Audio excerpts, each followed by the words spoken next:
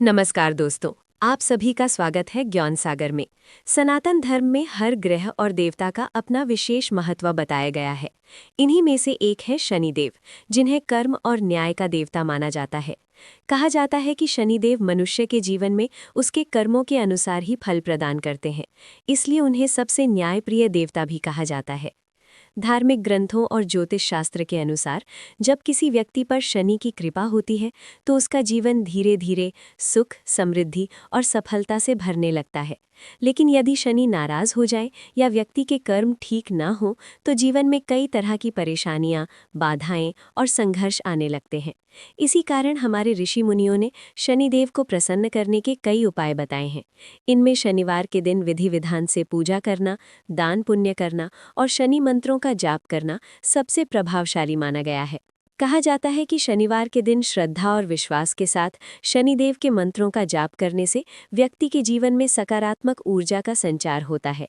इससे न केवल शनि दोष और कष्ट कम होते हैं, बल्कि मानसिक शांति, अच्छा स्वास्थ्य, लंबी आयु और आर्थिक स्थिरता भी प्राप्त होती है। मान्यता ये भी है कि जो व्यक्ति नियमित रूप से शनि मंत्रों का जाप करता है, उसके जीवन में आने वाली कई बाधाएं अपने आप दूर होने लगती हैं। घर परिवार में सुख शांति बनी रहती है और जीवन में स्थिरता आती है। इसीलिए आज के इस वीडियो में हम आपको शनिवार के दिन बोले जाने वाले कुछ बेहद प्रभावशाली और पवित्र शनि मंत्रों के बारे में बताने जा रहे हैं। अगर इन मंत्रों का जाप सही विधि और सच्चे मन से किया जाए तो शनिदेव की कृपा बहुत जल्दी प्राप्त हो सकती है।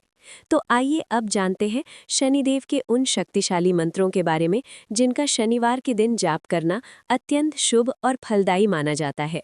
ये मंत्र शनिदेव को प्रसन्न करने का सबसे शक्तिशाली बीज मंत्र माना जाता है। शनिवार के दिन इस मंत्र का 108 बार जाप करने से शनि दोष कम होता है और जीवन में स्थिरता आती है। ये मंत्र बहुत सरल और प्रभावशाली है। जो लोग लंबे मंत्र नहीं पढ़ पाते, वे इस मंत्र का जाप भी शनिवार को कर सकते हैं। यदि ये साधना नियमित रूप से की जाए तो शनिदेव की कृपा से जीवन की कई परेशानियां धीरे धीरे समाप्त होने लगती हैं। दोस्तों, अगर आपको ये जानकारी अच्छी लगी हो तो वीडियो को लाइक करें, शेयर करें और चैनल ज्ञान सागर को सब्सक्राइब करना न भूलें। फिर मिलेंगे एक और नई और ज्ञानवर्धक जानकारी के साथ।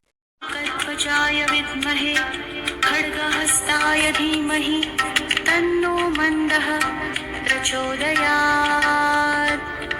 कल्पजाय विद्महे खड्गहस्ताय धीमहि तन्नो मन्दः प्रचोदयात्। कल्पजाय विद्महे खड्गहस्ताय धीमहि तन्नो मन्दः प्रचोदयात्। कल्पजाय विद्महे खड्गहस्ताय धीमहि तन्नो मन्दः प्रचोदयात्। कल्पजाय विद्महे खड्गहस्ताय धीमहि तन्नो मन्दः प्रचोदयात्। कल्पजाय विद्महे खड्गहस्ताय धीमहि तन्नो मन्दः प्रचोदयात्। कल्पजाय विद्महे खड्गहस्ताय धीमहि तन्नो मन्दः प्रचोदयात्। कल्पजाय विद्महे खड्गहस्ताय धीमहि तन्नो मन्दः प्रचोदयात्। कल्पजाय विद्महे खड्गहस्ताय धीमहि तन्नो मन्दः प्रचोदयात्। कल्पजाय विद्महे खड्गहस्ताय धीमहि तन्नो मन्दः प्रचोदयात्। कल्पजाय विद्महे खड्गहस्ताय धीमहि तन्नो मन्दः प्रचोदयात्। कल्पजाय विद्महे खड्गहस्ताय धीमहि तन्नो मन्दः प्रचोदयात्। कल्पजाय विद्महे खड्गहस्ताय धीमहि तन्नो मन्दः प्रचोदयात्। कल्पजाय विद्महे खड्गहस्ताय धीमहि तन्नो मन्दः प्रचोदयात्। कल्पजाय विद्महे खड्गहस्ताय धीमहि तन्नो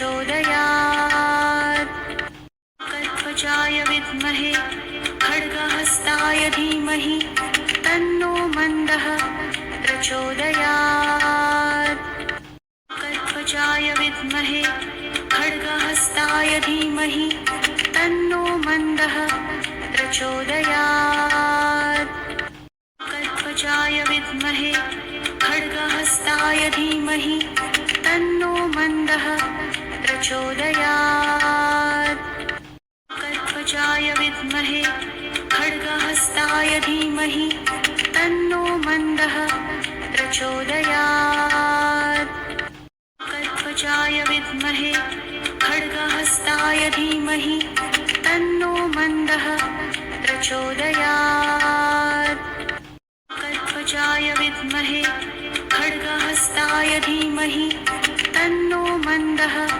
प्रचोदयात् कल्पजाय विद्महे खड्गहस्ताय धीमहि तन्नो मन्दः प्रचोदयात् कल्पजाय विद्महे खड्गहस्ताय धीमहि तन्नो मन्दः प्रचोदयात् कल्पजाय विद्महे खड्गहस्ताय धीमहि तन्नो मन्दः प्रचोदयात् कल्पजाय विद्महे खड्गहस्ताय धीमहि तन्नो मन्दः प्रचोदयात् कल्पजाय विद्महे खड्गहस्ताय धीमहि तन्नो मन्दः प्रचोदयात् कल्पजाय विद्महे खड्गहस्ताय धीमहि तन्नो मन्दः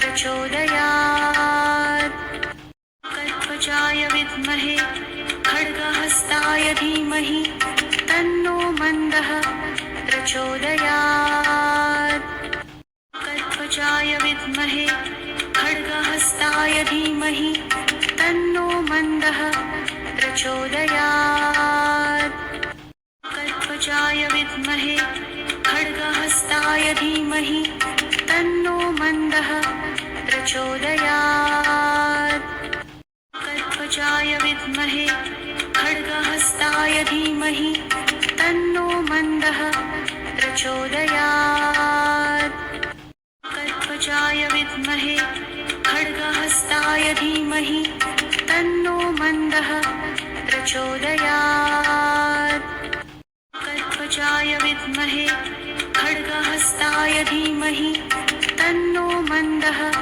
प्रचोदयात् कल्पजाय विद्महे खड्गहस्ताय धीमहि तन्नो मन्दः प्रचोदयात् कल्पजाय विद्महे खड्गहस्ताय धीमहि तन्नो मन्दः प्रचोदयात् कल्पजाय विद्महे खड्गहस्ताय धीमहि तन्नो मन्दः प्रचोदयात् कल्पजाय विद्महे खड्गहस्ताय धीमहि तन्नो मन्दः प्रचोदयात् कल्पजाय विद्महे खड्गहस्ताय धीमहि तन्नो मन्दः प्रचोदयात् कल्पजाय विद्महे खड्गहस्ताय धीमहि तन्नो मन्दः प्रचोदयात् कल्पजाय विद्महे खड्गहस्ताय धीमहि तन्नो मन्दः प्रचोदयात् कल्पजाय विद्महे खड्गहस्ताय धीमहि तन्नो मन्दः प्रचोदयात् कल्पजाय विद्महे खड्गहस्ताय धीमहि तन्नो मन्दः प्रचोदयात् कल्पजाय विद्महे खड्गहस्ताय धीमहि तन्नो मन्दः प्रचोदयात् कल्पजाय विद्महे खड्गहस्ताय धीमहि तन्नो मन्दः प्रचोदयात् कल्पजाय विद्महे खड्ग खड्गहस्ताय धीमहि तन्नो मन्दः प्रचोदयात् कल्पजाय विद्महे खड्गहस्ताय धीमहि तन्नो मन्दः प्रचोदयात् कल्पजाय विद्महे खड्गहस्ताय धीमहि तन्नो मन्दः प्रचोदयात् कल्पजाय विद्महे खड्गहस्ताय धीमहि तन्नो मन्दः प्रचोदयात् कल्पजाय विद्महे खड्गहस्ताय धीमहि तन्नो मन्दः प्रचोदयात् कल्पजाय विद्महे खड्गहस्ताय धीमहि तन्नो मन्दः प्रचोदयात् कल्पजाय विद्महे खड्गहस्ताय धीमहि तन्नो मन्दः प्रचोदयात् कल्पजाय विद्महे खड्गहस्ताय धीमहि तन्नो मन्दः प्रचोदयात् कल्पजाय विद्महे खड्गहस्ताय धीमहि तन्नो मन्दः प्रचोदयात् कल्पजाय विद्महे खड्गहस्ताय धीमहि तन्नो मन्दः प्रचोदयात् कल्पजाय विद्महे खड्गहस्ताय धीमहि तन्नो मन्दः प्रचोदयात् कल्पजाय विद्महे खड्गहस्ताय धीमहि तन्नो मन्दः प्रचोदयात् कल्पजाय विद्महे खड्गहस्ताय धीमहि तन्नो मन्दः प्रचोदयात् कल्पजाय विद्महे खड्गहस्ताय धीमहि तन्नो मन्दः प्रचोदयात् कल्पजाय विद्महे खड्गहस्ताय धीमहि तन्नो मन्दः प्रचोदयात् कल्पजाय विद्महे खड्गहस्ताय धीमहि तन्नो मन्दः प्रचोदयात् कल्पजाय विद्महे खड्गहस्ताय धीमहि तन्नो मन्दः प्रचोदयात् कल्पजाय विद्महे खड्गहस्ताय धीमहि तन्नो मन्दः प्रचोदयात् कल्पजाय विद्महे खड्गहस्ताय धीमहि तन्नो मन्दः प्रचोदयात् कल्पजाय विद्महे खड्गहस्ताय धीमहि तन्नो मन्दः प्रचोदयात् कल्पजाय विद्महे खड्गहस्ताय धीमहि तन्नो मन्दः प्रचोदयात् कल्पजाय विद्महे खड्गहस्ताय धीमहि तन्नो मन्दः प्रचोदयात् कल्पजाय विद्महे खड्गहस्ताय धीमहि तन्नो मन्दः प्रचोदयात् कल्पजाय विद्महे खड्गहस्ताय धीमहि तन्नो मन्दः प्रचोदयात् कल्पजाय विद्महे खड्गहस्ताय धीमहि तन्नो मन्दः प्रचोदयात् कल्पजाय विद्महे खड्गहस्ताय धीमहि तन्नो मन्दः प्रचोदयात् कल्पजाय विद्महे खड्गहस्ताय धीमहि तन्नो मन्दः प्रचोदयात् कल्पजाय विद्महे खड्गहस्ताय धीमहि तन्नो मन्दः प्रचोदयात् कल्पजाय विद्महे खड्गहस्ताय धीमहि तन्नो मन्दः प्रचोदयात् कल्पजाय विद्महे खड्गहस्ताय धीमहि तन्नो मन्दः प्रचोदयात्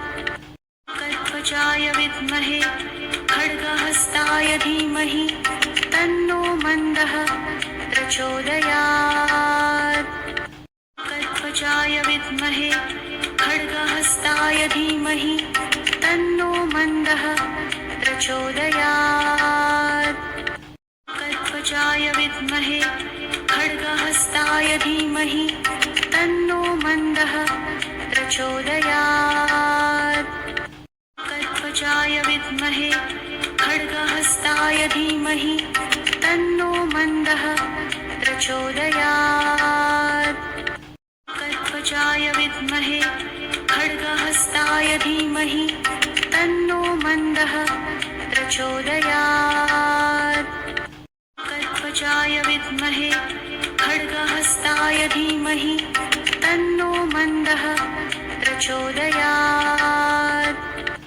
कल्पजाय विद्महे खड्गहस्ताय धीमहि तन्नो मन्दः प्रचोदयात् कल्पजाय विद्महे खड्गहस्ताय धीमहि तन्नो मन्दः प्रचोदयात्